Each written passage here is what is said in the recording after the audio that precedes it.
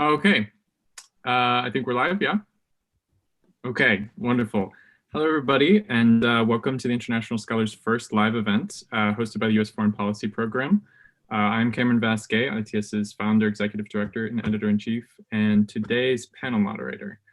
Before we begin by introducing all of the different panelists, I wanted to give a special thanks to our off-screen staff who've helped make all of this possible. So that the Kat Nichols of the U.S. Foreign Policy Program, Lucas Lehman and Diana Roy of the editorial division. Thank you for working the behind the scenes work to get this all started. And of course, we have today, we're very honored to have our guest, Caroline Rose, is a senior analyst and head of the Strategic Vacuums program at the New Lines Institute for Strategy and Policy in Washington, D.C.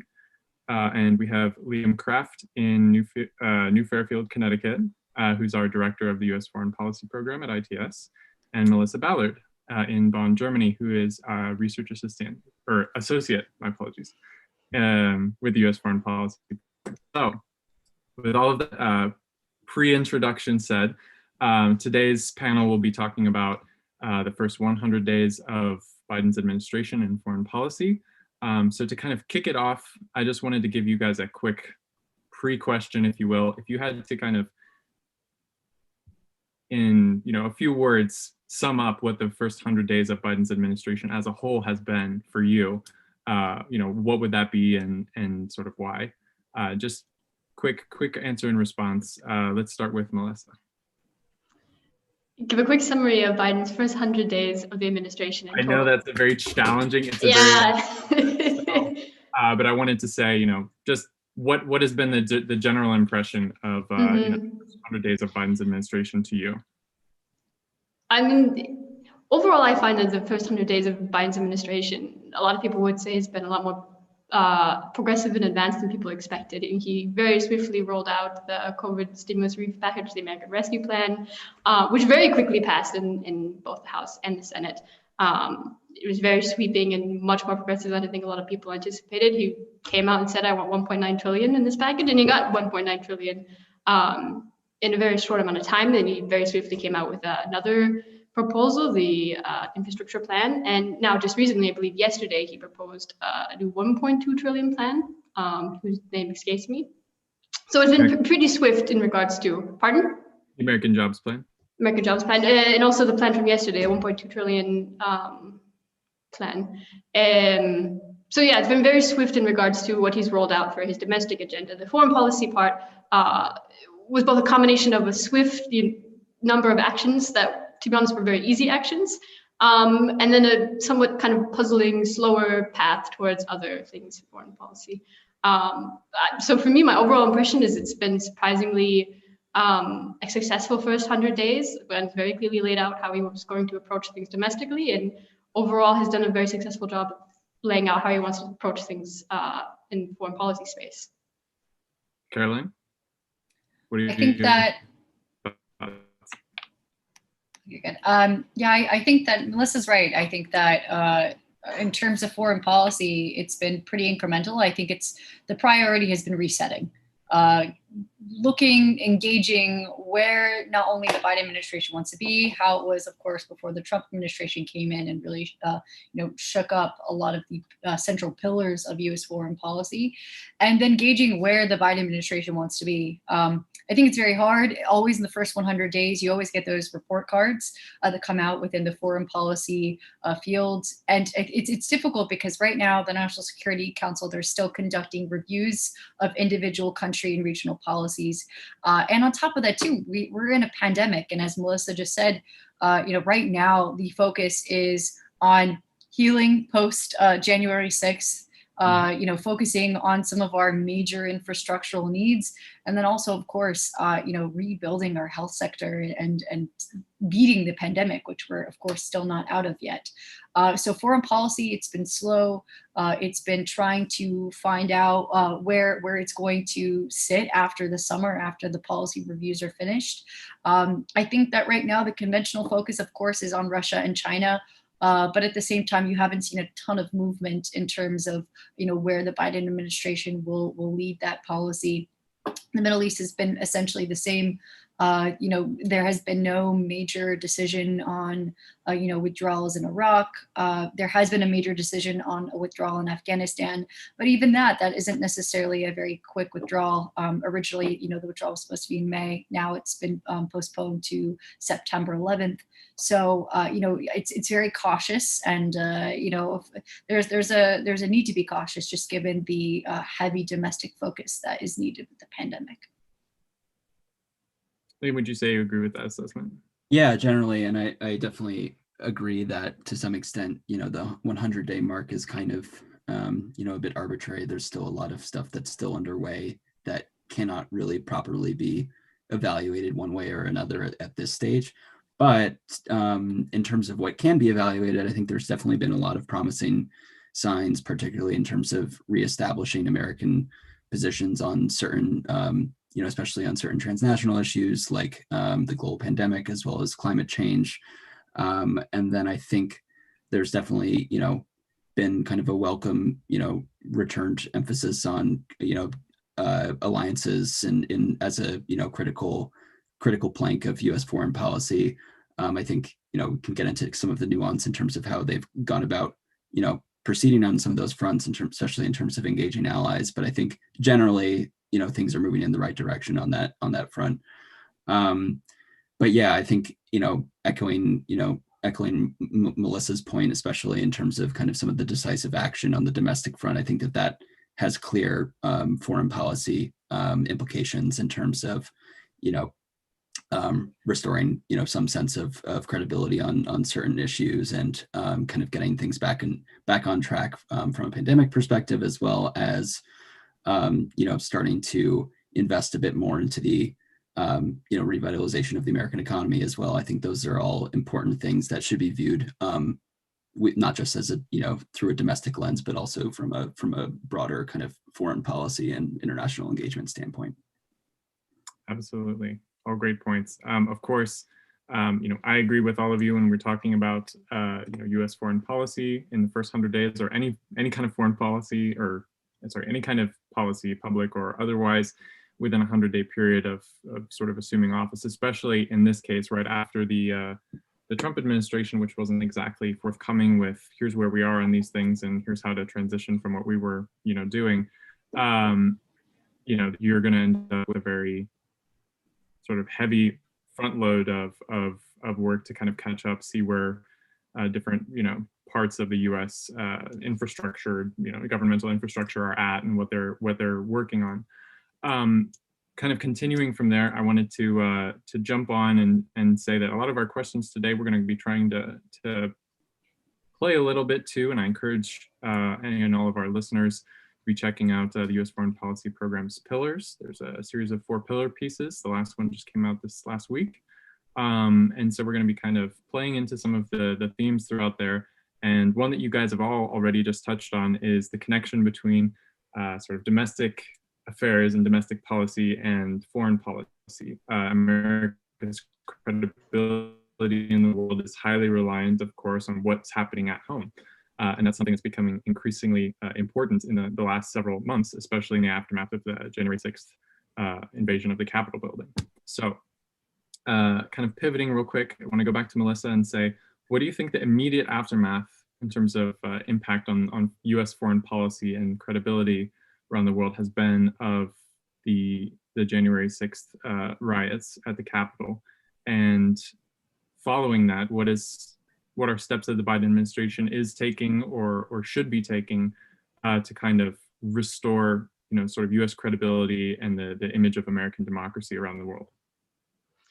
Yeah, I think that the January 6th attack on the US Capitol building is related to the last 4 years of the Trump administration. I think that they can be a little bit connected in regards to the way that Trump upended several traditional aspects of what American democracy is and what American democracy looks like abroad, and also what America as an ally is to other states and countries abroad. So I think that they are a little bit connected in that by the time the January 6th insurrection happened on the Capitol, there was already a great loss of credibility amongst our allies and other countries abroad. Since then, there has been a notable increase in people's views of the United States positively, in a positive direction. It's actually increased a lot. I think in a recent survey of 12 countries, the only country that doesn't think more favorably of the United States now is China, which is understandable given President Biden's rhetoric in the last few months. I think that President Biden has already taken a lot of really good steps to try to build up America's credibility, but there's only so much that you can do. There is going to always be the problem what happens that, in 4 years if the administration changes from a Democrat to a Republican. There will inevitably be a question on the minds of many people, and for good reason. I mean, how is it going to be if our current political system is so gridlocked that we can't actually pass laws through our Senate that restores the American economy, improves our healthcare system, actually in general shows that American democracy is functioning and working, which the January 6th election showed it isn't. And there are some new improvements that need to occur. So I think that Biden has a lot cut out for him domestically. And obviously the 1.9 trillion American Rescue Plan was a good first step, but we really have to wait and see. And I think a lot of our allies are waiting to see what's going to happen with the next legislation, what's going to happen with the American Jobs Plan, and so forth. If those don't get passed, if he's not able to get any of his, bring up the recent climate change summit, if he's actually unable to put into law any of these kind of targets that he set out for his climate plan, he was actually unable to put any regulation into law, and he's only using executive actions. Those are going to be easy to overturn with the next president. And I think that that's just going to show, well, what you say now is just going to change with the next administration, unless you can get these into law. And that's an actual first step that I think will prove that, hey, our American democracy system is working, is better. But I mean, that's going to take a lot. And the question of American partisan divide is, I think, bigger than just Joe Biden at the moment. I kind of want to focus in on one of the things that you said there and pose this question to Caroline. I'm going to read you a little bit of the transcript from the Biden's address yesterday to Congress.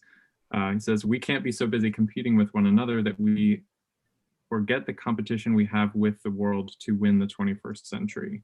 And cited that, talking about Xi Jinping, that he's deadly earnest about becoming the most significant consequential nation in the world.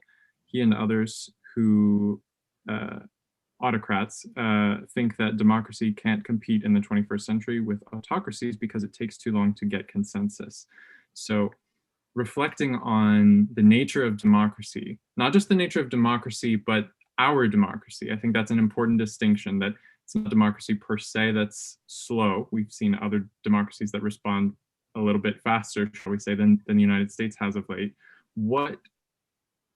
Make the connection here for us. What is it about democracy that we need to overhaul, change, update, improve, so that we are a much more responsive nation in terms of our foreign policy, and so that we can compete against, different autocracies or authoritarian-like regimes around the world? I know that you study a lot, sort of Russia and areas of the Middle East, and competition with China. So what can we do at home to then sort of push our foreign policy agenda forward? I think a number of things, and not to give a complete laundry list, but certainly establishing the nexus of understanding between our foreign policy platform and our domestic policies.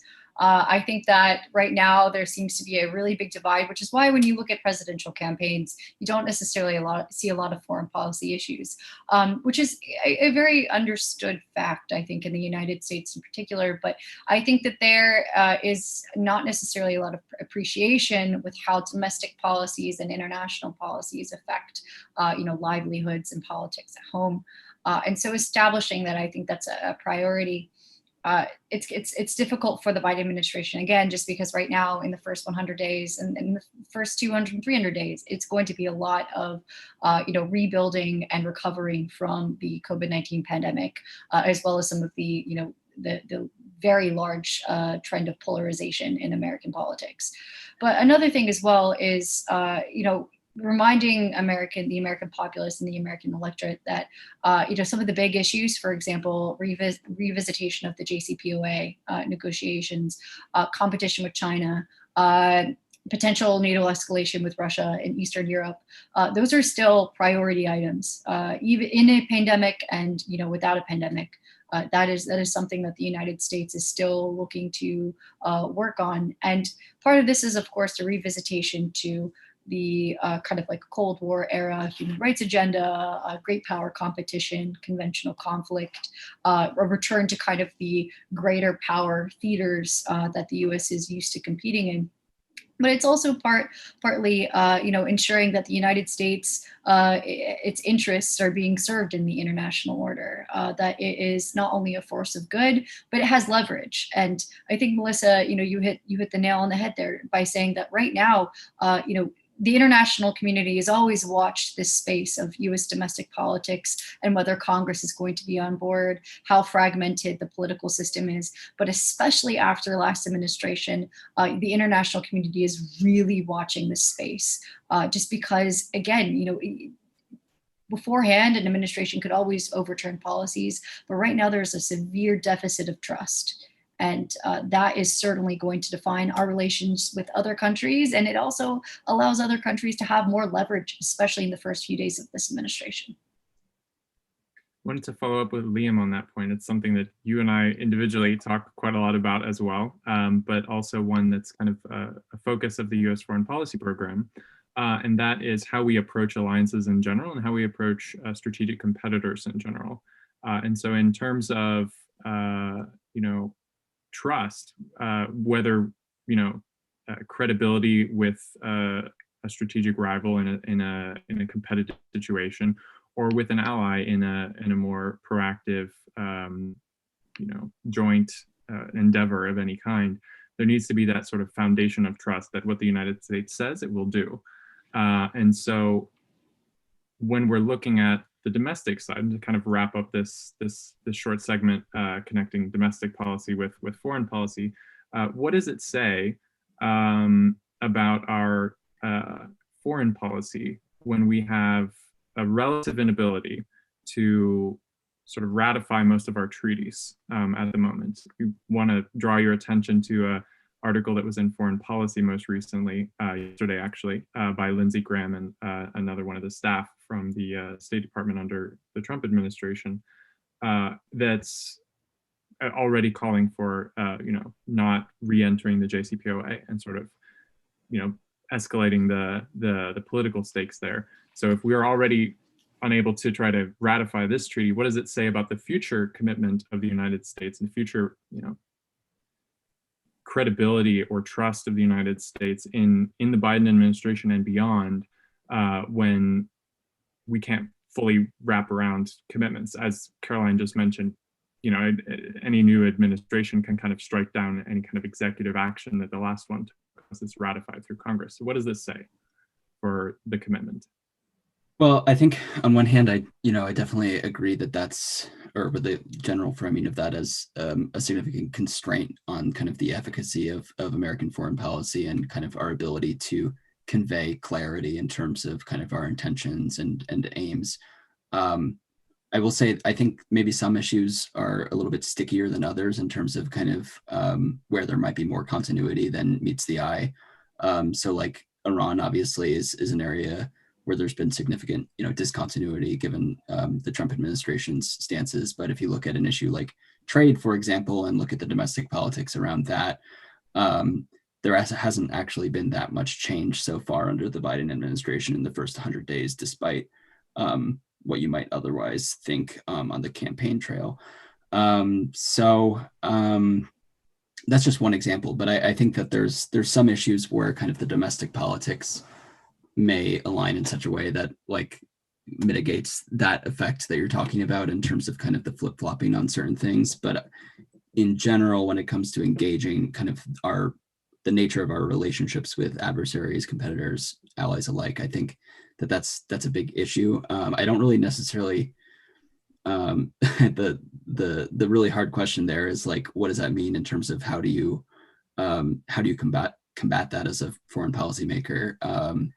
And I'm not sure I have a good answer for you there, but I think the idea is, to some extent, what they have been doing, which is making sure to have face-to-face time, early on in the administration, communicate kind of what our priorities are, and all that goes into that. I think that seems to be like the thing that would make the most sense, but I ultimately still think that you're going to hit a wall, which is just the fact that commitments made now aren't necessarily going to be kept to. Yeah, I think that's great. And I think you're referring to mostly like face-to-face time, not just with other Democrats, but also with Republicans. That was something highlighted in the speech yesterday as well that Biden gave before Congress, is that there's been a lot of bipartisan action, conversations with. And just to clarify, I actually meant with foreign foreign countries. So the importance of having meetings, like even though the Alaska meeting, for example, with the Chinese delegation publicly went pretty poorly, in terms of kind of the private conversation, apparently it was more substantive and more productive in terms of kind of communicating,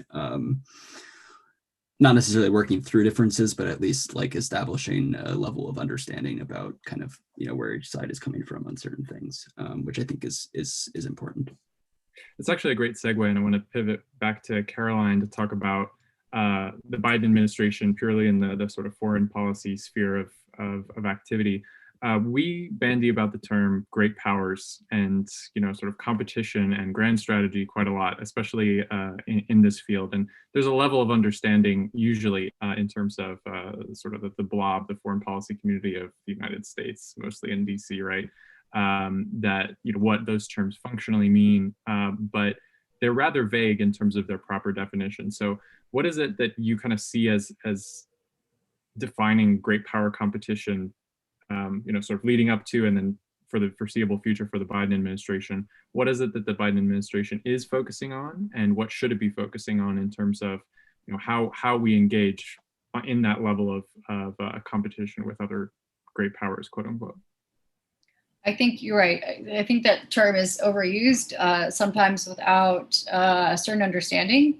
But I think a really great way just to frame this is any kind of force that threatens U.S. imperatives and U.S. interests abroad. It doesn't matter what theater, and on top of that, in the long term.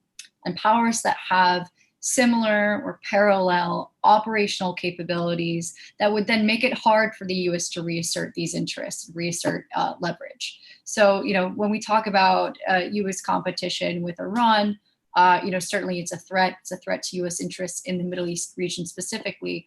But when you look at the international community with a more bird's eye view, there are limits to this, and there's a limit geographically to that scope, and then also a limit to their operational capabilities. When we talk about China and Russia, there's a bit more of a broad scope. Russian activities are expanding all the way from the Arctic to Latin America to Africa, the Horn of Africa, all the way to, in some cases, the Indian Ocean.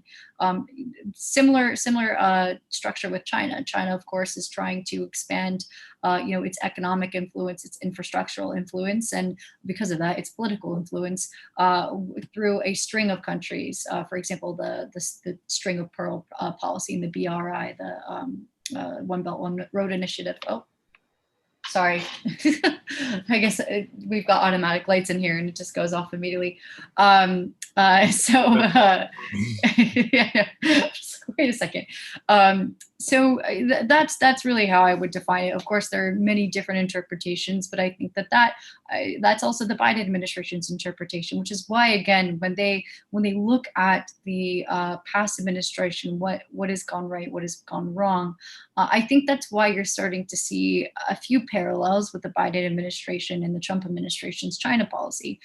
Both recognize that China is posing a more long-term threat to its imperatives and its interests in a multiplicity of theaters in the international system. And it's why the U.S. is continuing to make progress on, for example, the Quad Alliance. It is looking to, it has more of a focus in the Horn of Africa and the Mediterranean. We're kind of returning to somewhat of the Cold War, framework of U.S. interests, but at the same time, things have changed, and we're not necessarily just competing with Russia, and with Russia too. I mean, they have a totally different modus operandi than China has.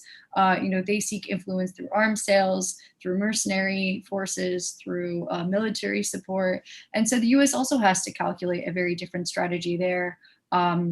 Both through indirect competition and through kind of like the standoff that is going in Eastern Europe with U.S. and NATO powers. So that's really how I would frame this. I think that this is absolutely a priority for the Biden administration. We had the summit in Alaska between the United States and China in the early days, which I think just points to how this is a very big priority for the Biden administration. They have not been silent on the Russian buildup along the Russian-Ukraine border, and they've been coordinating with their NATO allies and some of the Five Eye allies over this issue specifically.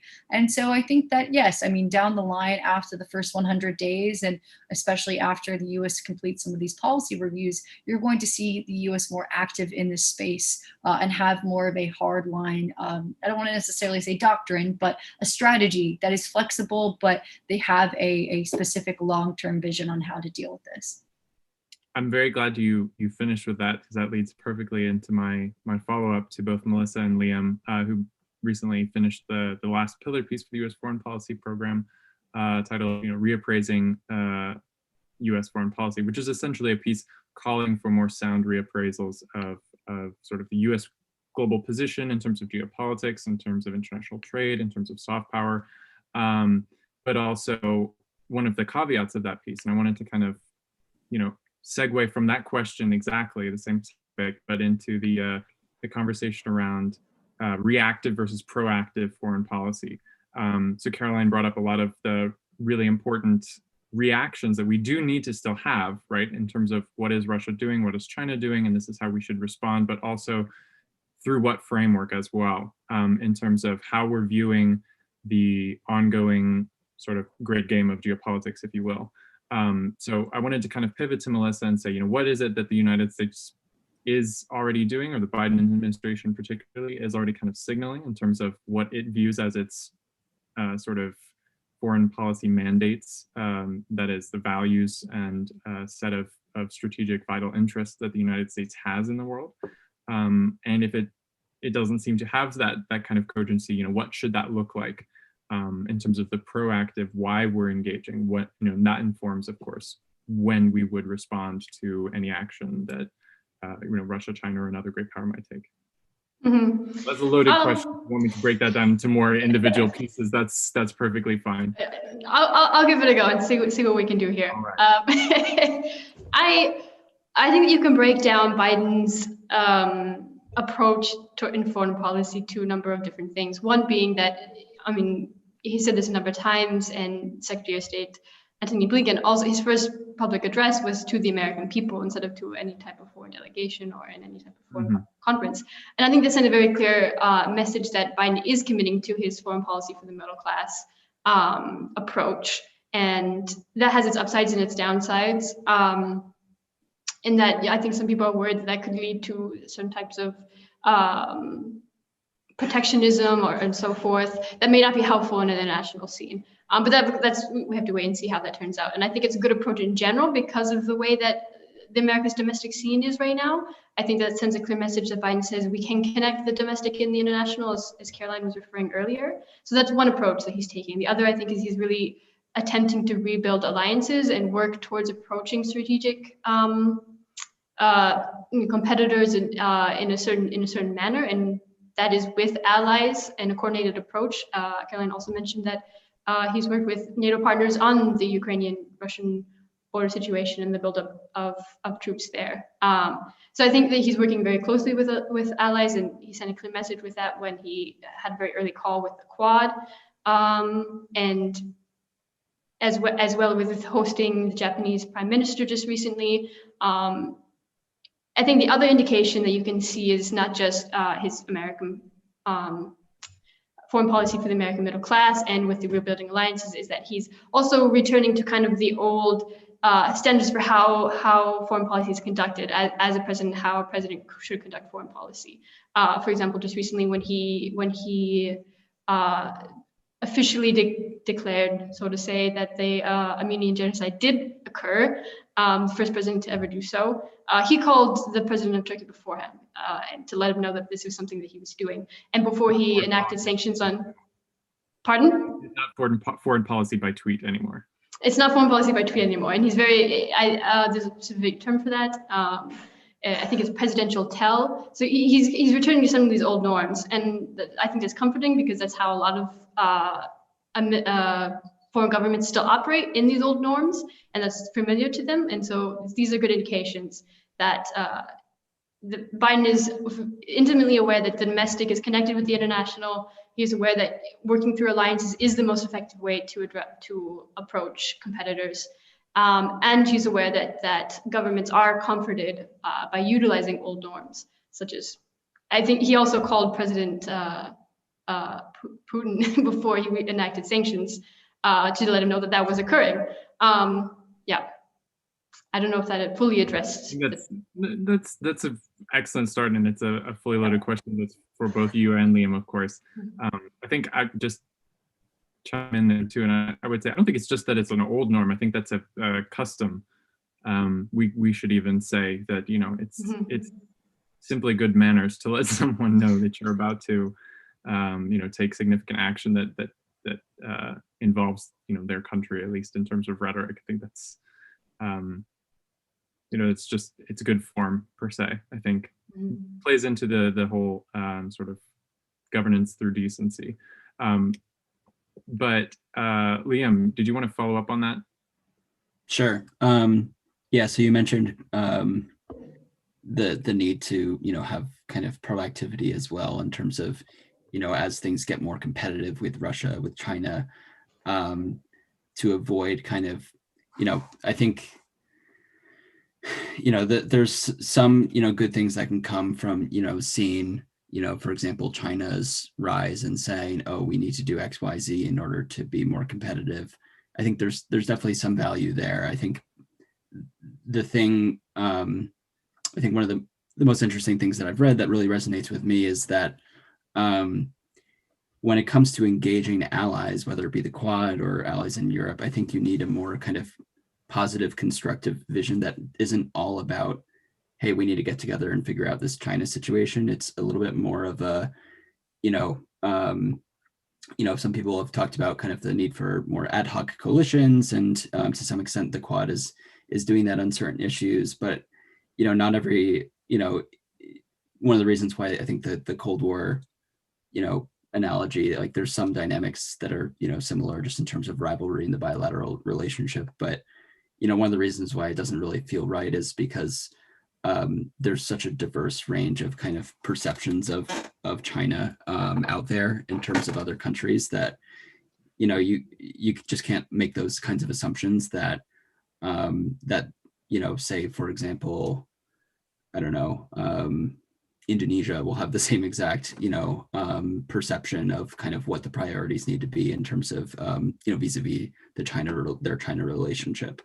And so I think that's one of the kind of concrete reasons why, it's not just kind of an idealistic thing to say like, oh, we need a positive, constructive vision. I think it's more a matter of, setting these relationships within the context of goals that aren't necessarily all about countering China, because not every other country that we need to work with or improve our relationship with has the same level of kind of concern or the same exact concerns that the United States does.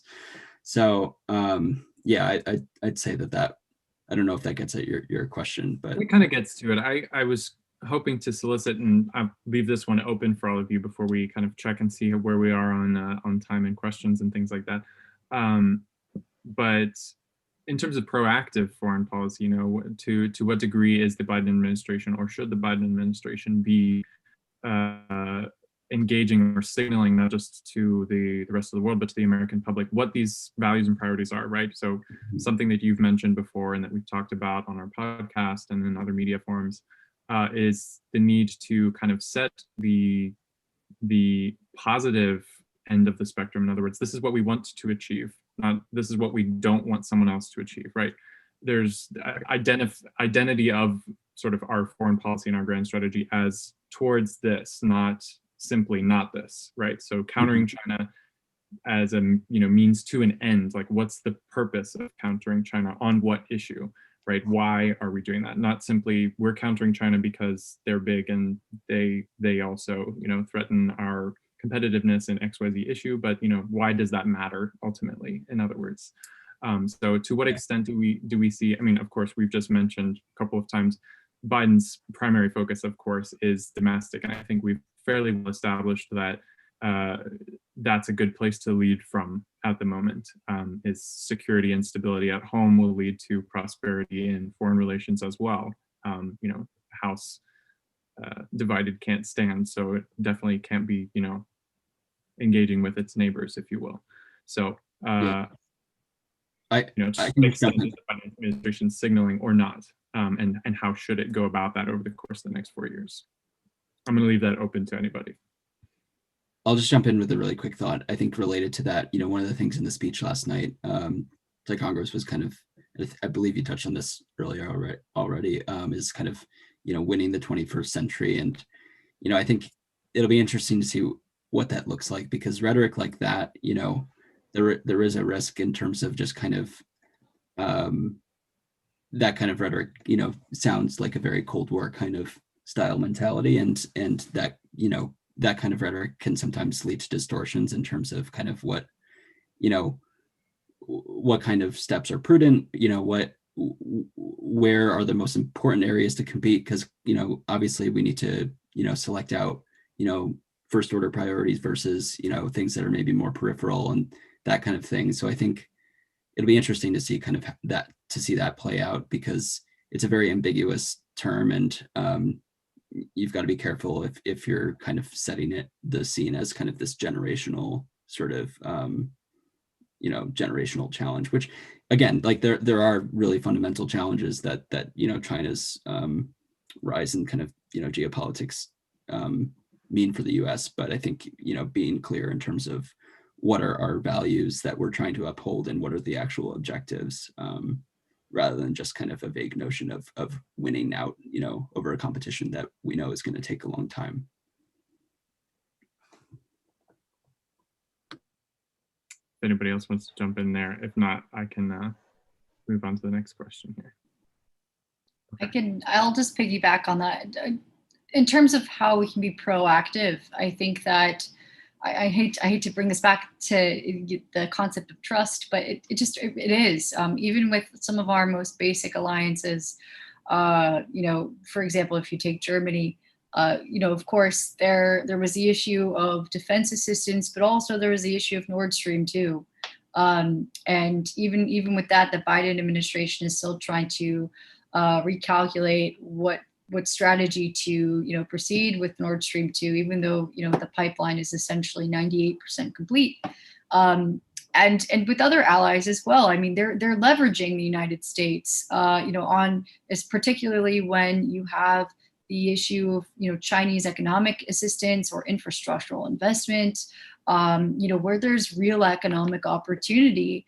And so the U.S. is looking at kind of its landscape of alliances. It's recognizing that in the past 4 years, this transactional style of foreign policy making, it didn't work. In fact, it didn't necessarily alienate allies, but it certainly caused allies to use leverage between the United States, Russia, and China. Although they seek independence from some of these great power actors. But I think the proactive way that the U.S. what it needs to do, it does need to build trust. It does need to implement some basic confidence building measures. For example, the decision to send 500 more personnel to Germany. I think that was, a positive step.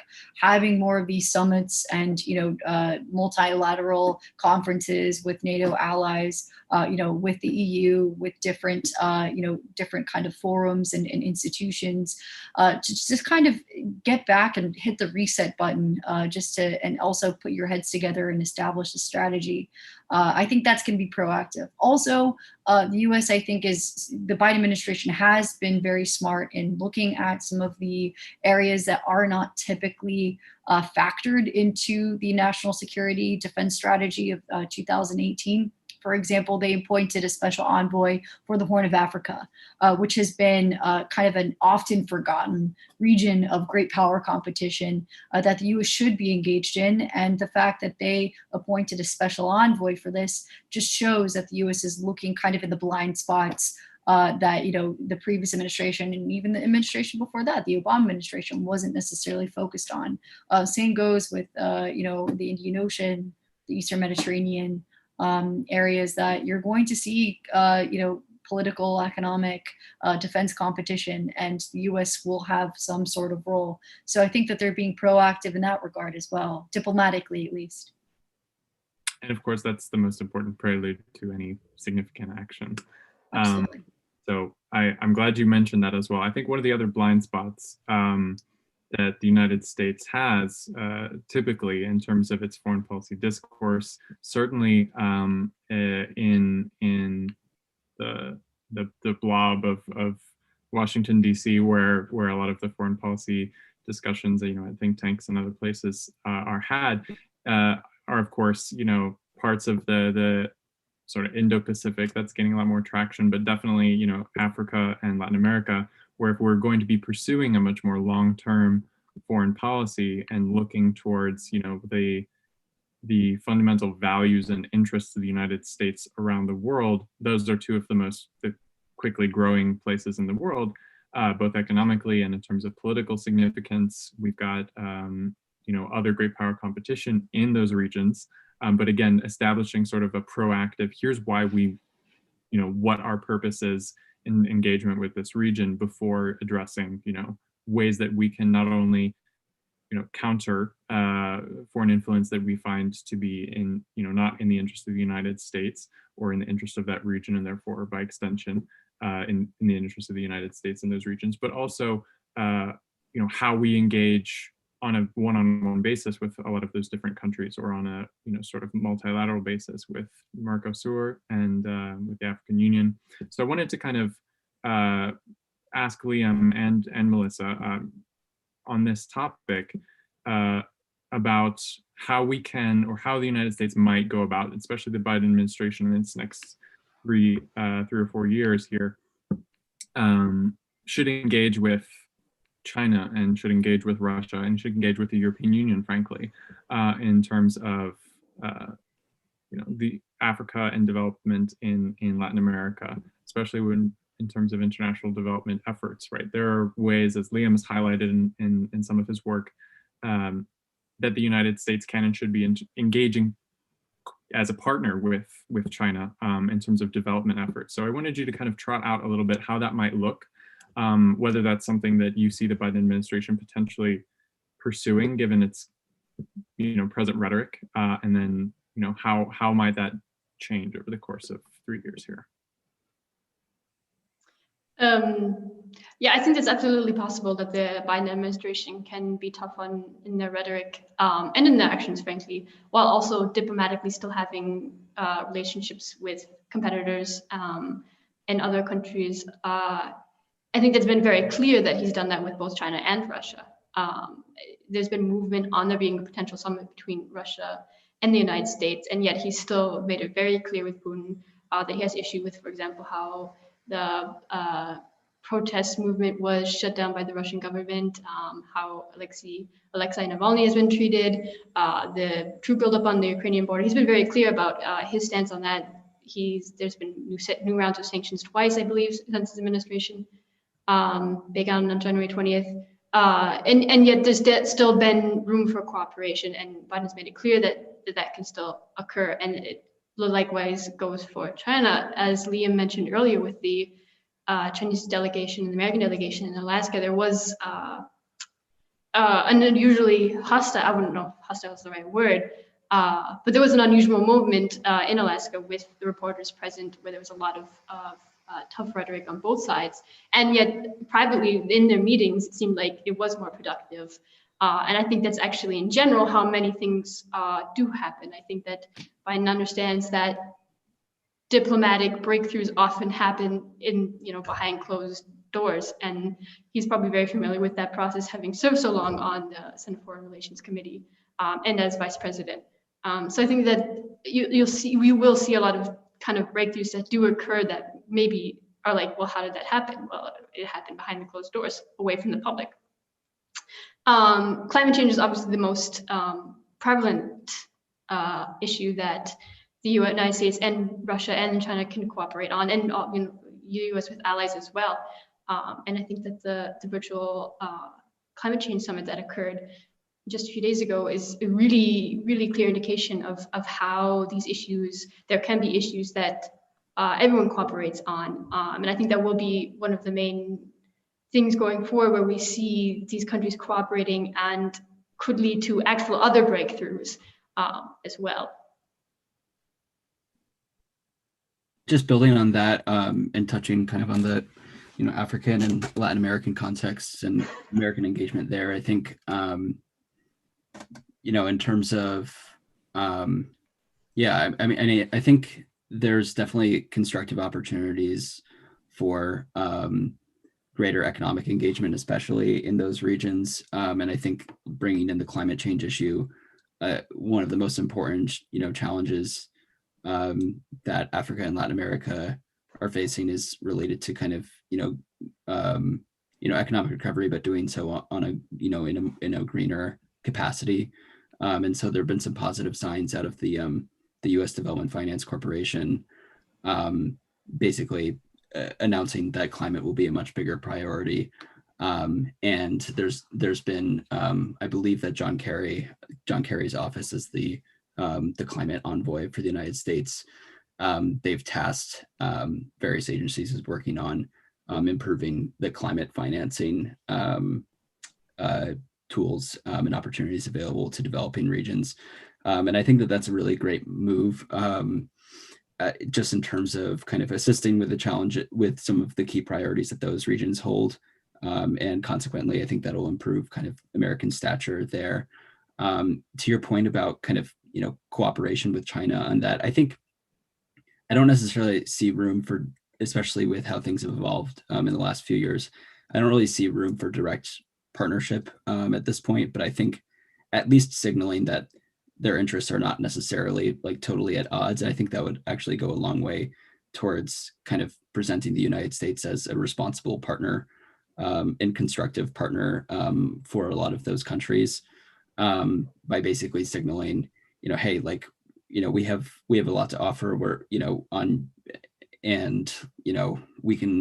I think we can also look to our allies to some extent. So for example, I think the EU and Japan the EU and India just announced a kind of shared kind of infrastructure initiative that they'll be working on collaboratively. I think, maybe this is an issue where the Quad can play more of a role in terms of kind of the US and Japan working on, joint, infrastructure projects and, things like that. I think that would be a good way of kind of coordinating with allies to play, a positive role in some of these regions in a way that also, as it happens, would help with kind of the whole, competition with China prerogative, but it would be doing so kind of on a very, constructive basis.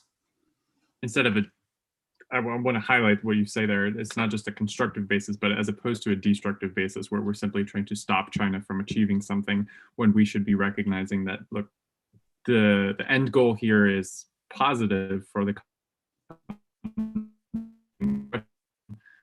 we just want to make sure that we're also engaging and have influence.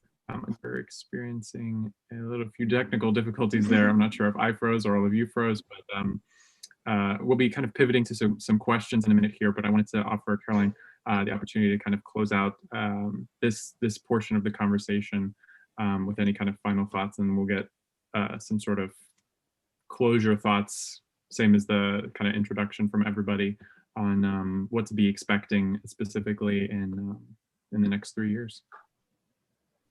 Sure. I suppose my final thoughts, certainly, I think the summer is going to become very busy, not only just because I think that with larger vaccinations and like more rapid vaccination effort within the United States, and I don't want to say that the pandemic is winding down per se, but I think that that will free up the White House and the U.S. foreign policy making apparatus a bit more with some of the space it can use in for its foreign policy. Also, just the finalization and the conclusion of some of these National Security Council reviews, policy reviews. I think that's also going to, you're going to see some of the implementation there. I would also say watch those like blind spots that I previously mentioned, the kind of like corners of the international order that don't necessarily receive a lot of attention. It's not necessarily the South China Seas, but the Eastern Mediterraneans, the Central Asias of the international order, where there's still great power competition, but it's not necessarily, I guess you could say, highlighted, particularly with the more like glamorous, conventional theaters that the U.S. has focused before. In terms of, I think that the NATO alliance, there's going to be a lot of work done this year. I think that the U.S. is looking to rebuild trust with its Eastern European allies, with Germany most certainly, but also setting expectations as well. And the same goes with its allies in the Middle East and its allies in the Pacific as well. So yeah, I think that we're going to have a very busy year, particularly in the latter half, and a lot of rebuilding trust and a lot of resetting expectations and coming up with a grander strategy. Melissa, you want to go next? Sort of what we might expect over the next year and 3 years on. Yeah, I think that, it depends on, some of those policy reviews coming out. I think that once Biden can shift attention away from the domestic agenda just a little bit, once the COVID-19 pandemic has not necessarily receded, but enough vaccines have been rolled out in America where he can do that. I agree with Carolyn in regards to there being these kind of blind spots, these areas of the world where not attention is being focused, but also where attention is being focused just because there's not a crisis there yet. But I think that there's a lot of areas in the world where we could see a lot of attention become focused on just because of the way that the world is changing. The African continent, for example, is rapidly developing. It's going to be the most, I think it's the most rapidly developing demographically area in regards to just the amount of young people that reside in on the continent who are driving forward change in the economy and migration patterns and technological developments and all of that. That being said, there's still a lot of conflict in the Sahel region, for example, that is continuing and there's not a lot of attention there, but that conflict can expand and it has been expanding. And I think that there's a lot of attention that should be paid to that region. I'm hoping, I'm not sure, so far it seems like Biden is shifting his focus away a little bit from some of the big conflicts in the Middle East to Southeast Asia, for example, which depending who you talk to, I think is a good thing, just because it's unclear how much value that Biden can get out of the region or American can receive from the region in what their current position is. I think that there's a lot that can be done in the region if strategies are changed to how the U.S. approaches the region. And Carolyn's much more of an expert than I am in that region. But I just think that like strategies that were followed under the Trump administration, the Obama administration, weren't effective and aren't effective for today. And so the announcement that they're going to be withdrawing troops from Afghanistan was a promising sign that there will be different strategies that will be undertaken in the Middle East region. And some of the attention from the Biden administration will shift to areas of the world where experts have been saying attention should be focused to. And I'm also hoping that there hasn't been a lot of movement yet in regards to what Biden's Latin America kind of policy would be or strategy. there's also been a lot of calls, for example, for the kind of Marshall Fund for Latin America or Central America, which there really has been a lot of movement in regards to what that might look like to really kind of give an opinion on that.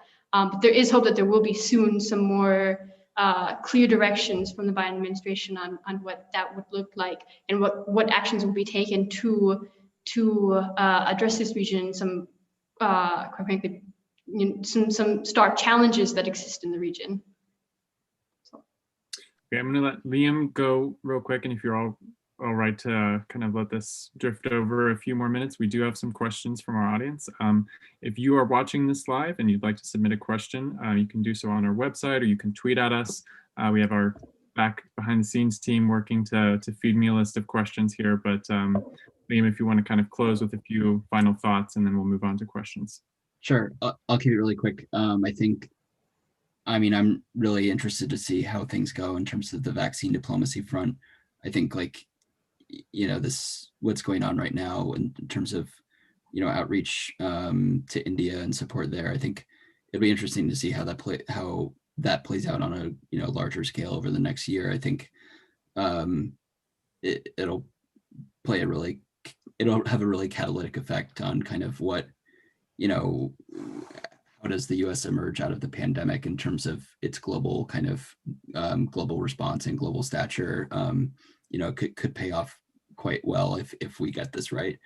And then I think the other thing that I'll be watching is to see if, given that we're only at 100 days now, I think it'll be interesting to see if some of the areas where there has been continuity from the Trump administration, particularly in terms of trade and tariffs on, European allies and things of that nature, I'll be very curious to see, how long that lasts, or does it, continue?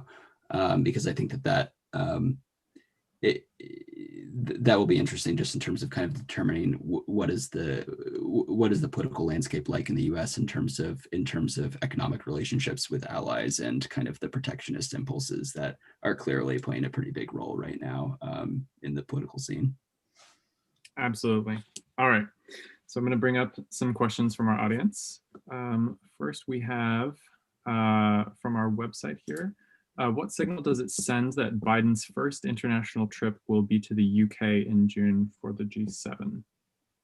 I'm going to let Caroline take this question first, if you'd like, but anybody else jump in afterwards. You are on mute. There you go. Gosh, so many months in the pandemic, I should know this, right? I think that it sends a few messages. One is that this is going to be post-Brexit. So the U.S. is going to try and re-explore what the economic relationship will be with the U.K. And also balance out some of the efforts that it has been making with EU members, particularly within both defense and economic formats. So I think that this is it's got a few objectives there. Also, defense cooperation. The UK, of course, has been, with Brexit, it's looking to establish a more assertive and independent foreign policy agenda. And so I think that the US is going to try and get a gauge on that. And then, of course, just going back to the age-old special relationship, kind of like rhetoric and narrative that, has, existed since the Second World War. I think that is going to be a key element of this visit as well. Kind of returning to that closest relationship after it took a few hits during the Trump administration. So I think that's going to be a very key pillar that the Biden administration will look to build on. But that doesn't necessarily mean that the EU is lost either. I think the EU is going to be very critical in the U.S. looking to engage in competition with Russia and defense measures as well. Have any follow-ups? Okay. I'm very glad we got this question from the website. As we didn't quite fully get to address it, I wanted to make sure we were sort of continuing on thread. But we have a question. The Afghanistan movement. But we do assess Biden's foreign policy at least. Of course, 100 days in, it's very hard to sum up a whole administration's foreign policy towards anything, short of having one. But why don't Melissa, you start on that question. Yeah, can you actually just repeat the question? I didn't hear it because absolutely. of the connection. Yeah, we've had a couple of connection issues here. If you can't hear me, just ask for a repeat here. You kind of addressed the recent Afghanistan movement, but how would you assess Biden's foreign policy in the Middle East? It's kind of broad question. Take that as you will. Yeah, I mean, a lot of the discussions about Biden's foreign policy in the Middle East is kind of been around Afghanistan and then Iran. There's also this relationship with the Gulf states. And I think that this is a really good place to kind of examine, just because we didn't get to really address it so far. In that, I mean, right away, Biden signaled or said that he wasn't going to support any Saudi offensives in Yemen anymore, which was applauded. That I think was actually bipartisan agreement. That was a good move. It's a little bit harder to state how that actually plays out further, because you had this CIA report, or it was a CIA, I believe it was a CIA report, come out where Mohammed bin Salman, the defense minister and the heir to, how do you say, the prime ministership, was involved in the killing of Jamal Khashoggi in Turkey. And while that was very clearly stated and sanctions were put onto the other people involved in this killing, there were no sanctions enacted on Mohammed bin Salman or any other type of action taken against Mohammed bin Salman. And of course, that's a little bit tricky because he's a defense minister in Saudi Arabia.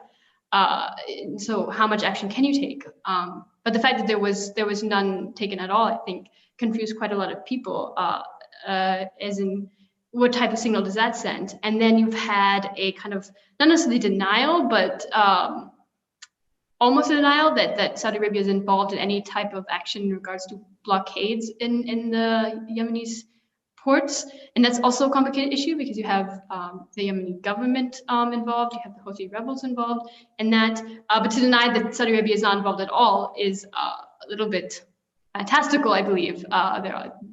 How could Yemen undertake a blockade without Saudi help? The Yemeni government, I mean. So I would say there's just a lot of room for improvement for Biden in his Middle East policies, in just being a little bit clearer and direct in his actions in the region. And of course, you have Afghanistan, where he stated that he's going to be withdrawing all troops by September 11th. But that came after a few months of kind of hemming and hawing about whether they're going to meet the May 1st deadline, which kind of set back peace negotiations. And again, that was a very clear decision, but that came after these months of hemming and hawing. And I think there's been a lot of that kind of in the Middle East at the moment. And I could go again to kind of these policy reviews that are still missing. So it's a little bit hard to say that that might not change. But so far, I think there's still a lot of room for improvement there. I don't know if Caroline has anything to add to that, just due to her specific expertise. No, I largely agree with that, honestly. I think that, yeah, it's right now, especially too with the reconfiguration of alliances in the Middle East, you're starting to see Turkey open up a bit with GCC rivals, particularly the United Arab Emirates. You also have rapprochement with Egypt. Then, of course, you have the continuation of the Abraham Accords. So, yeah, I think that there is a bit of hemming and hawing, not necessarily just with the Biden administration, but with the region in general, as they try and find out whether this will translate into a larger security framework and, the Persian Gulf and larger Middle East region, or whether you're going to see the same level of competition that you saw under the Trump administration. Of course, as always, you're going to still have, Saudi or Iranian competition, but even there, you're starting to see rapprochement on that end as well. And also, the introduction and possibility of discussions between, Riyadh and Tehran. So, I think, Melissa, you absolutely, I definitely agree. I wanted to go ahead and ask maybe one or two more questions, and we'll close up. I know we're over time, so I want to thank all the panelists for staying on a little. Sudden shift in engagement focusing on Latin America and the role of China in the region say about Biden's foreign policy priorities. I think the gist of the question is essentially, what does it say of Biden's foreign policy priorities that there's a shift in Latin America that corresponds with China's engagement in the region? And I will ask Liam to go ahead and take that one first, and then Sorry, so just to clarify the questions. I'll repeat the question. Yeah. It says, what does the sudden shift in engagement to focusing on Latin America and the role of China in the region say about Biden's foreign policy priorities? Yeah, I mean, I think, you know, I mean, I think it's you know, evident of kind of the mindset of, you know, this is a global competition and recognition of the fact that China has made strides in terms of its economic footprint in Latin America. I will say that it's still fairly like limited in terms of China's political actual kind of conversion of economic footprint in Latin America to political ties. It's somewhat more limited to some of the more kind of the examples like Venezuela that come to mind. Outside of that, it's a little bit it's not, you know, quite kind of a grave situation in terms of kind of deteriorating American influence, you know, relative to China in the region. But I think it's definitely, you know, it's definitely a good sign in terms of, like, you know, the Biden administration recognizes that the Western Hemisphere is extremely important for you know, kind of core U.S. interests. You know, Biden has a lot of Latin American policy experience as well as his team. So I think that, you know, it's definitely a region that I think will receive strong prioritization under the administration. But I'm not a Latin American expert, so I won't I won't go on further. But all I can say is that it's good that it seems to be receiving, you know, priority. Okay, and then I think we have one more question from the audience here.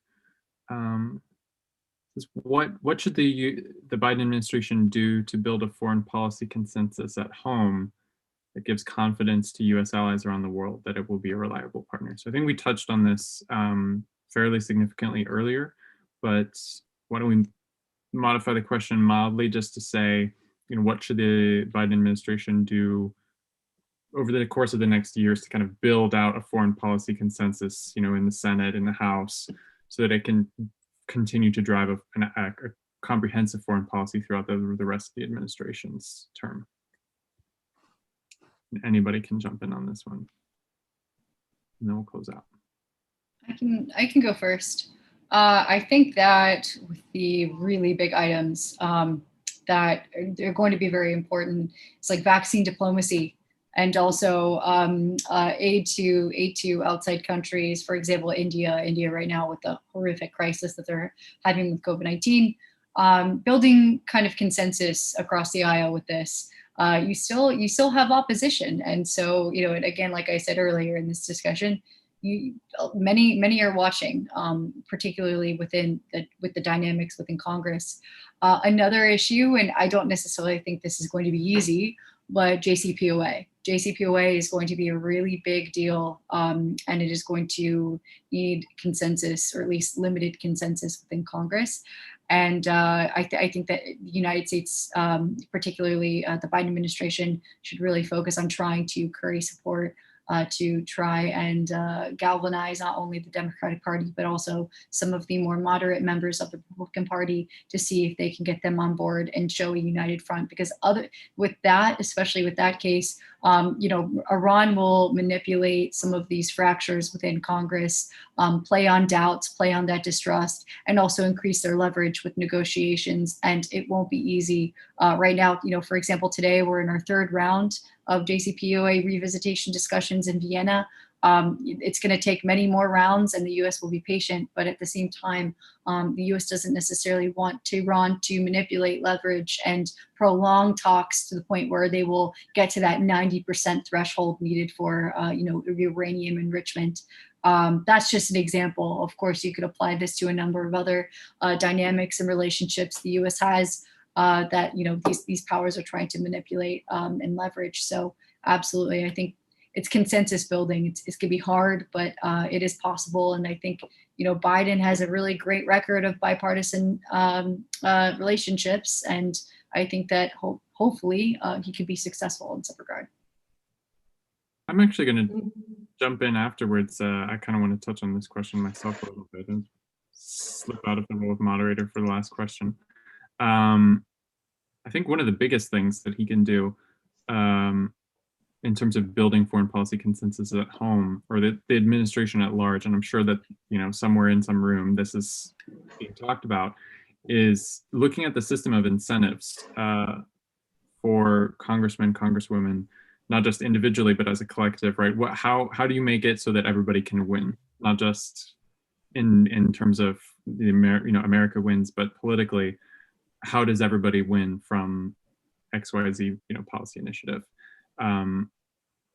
So how do you design it so that, there can be discussion and everybody who has already stated something to the electorate, to, in front of a camera or whatever else on some issue can walk away saying, I got something from this and the deal is better for my participation. So that's going to be the major challenge. And of course, with the two-party system, that becomes even more difficult. But that's going to be my 2 cents. Melissa or Liam, if you had something else to chime in there. All I would say is just take the easy wins where you can and emphasize them. Make all of your public narrative about the easiest wins you can take, and then quietly do all the hard stuff a little bit more quietly. That would be my suggestion, so to say. Wise words. All right, I want to thank everybody, all of our panelists for joining today. Especially thank you, Caroline, for joining, taking time out of your business day with the New Lines Institute. I want to thank our audience as well for joining us. If you are interested in further engagement with the International Scholar, I suggest everybody go to the website, or you can tweet at us. The website is www.theintlscholar.com. And if you are on Twitter, you can find us at the same, so at the INTL Scholar. But for now, from myself in Cincinnati, Ohio, from Liam in New Fairfield, Connecticut, Melissa in Bonn, Germany, and Caroline in DC, that'll be goodbye. So thank you very much for watching.